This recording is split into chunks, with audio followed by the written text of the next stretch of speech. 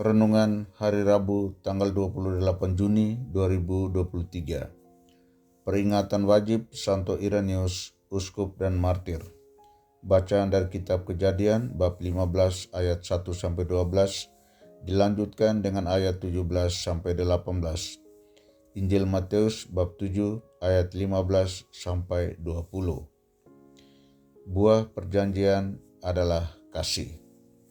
Saudara-saudari terkasih, Allah berinisiatif untuk mengadakan perjanjian dengan Abram. Abram dalam usianya yang semakin tua tentu mulai berpikir tentang ahli warisnya. Siapakah yang menjadi penerus generasi dan penerima ahli warisnya?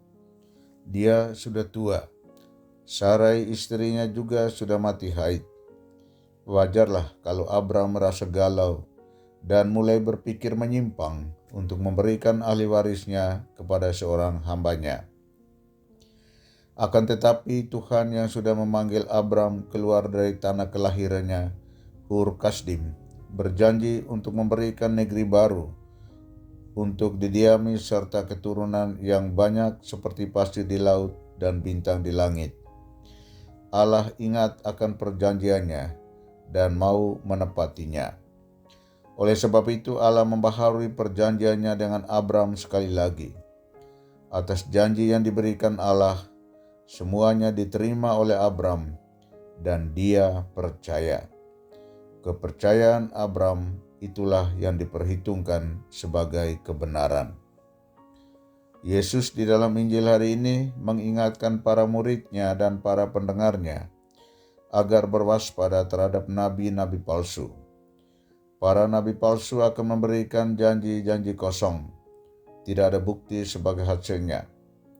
Untuk karya nabi palsu dan nabi kebenaran, Yesus mengumpamakannya dengan pohon. Pohon baik akan menghasilkan buah yang baik. Pohon buruk akan menghasilkan buah yang buruk pula. Allah berjanji dan menepatinya, yakni menghasilkan buah berlimpah dalam keturunan Abram, dan selanjutnya dari garis keturunan ini lahirlah Mesias, Juru Selamat. Inilah buah perjanjiannya yang menyelamatkan. Yesus Kristus adalah buah perjanjian Allah dengan Abram dan keturunannya sampai saat ini dan untuk selama-lamanya. Nabi-nabi palsu tidak akan bertahan, dan janji-janji palsu mereka pun tidak menghasilkan buah-buah kebaikan dan keselamatan. Umat beriman sudah mengadakan perjanjian-perjanjian dengan Allah ketika menerima sakramen-sakramen dalam gereja, seperti sakramen baptis dan seterusnya. Makna perjanjian dalam sakramen-sakramen itu hendaknya menghasilkan buah berlimpah dalam kesaksian hidup sehari-hari.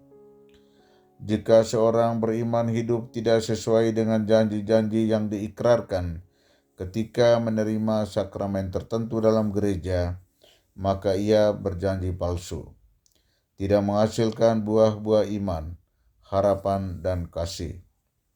Tetapi bila hidupnya selaras dengan janji yang diikrarkan, maka ia telah menghasilkan banyak buah kebaikan, kasih, harapan, pengampunan, dan keselamatan.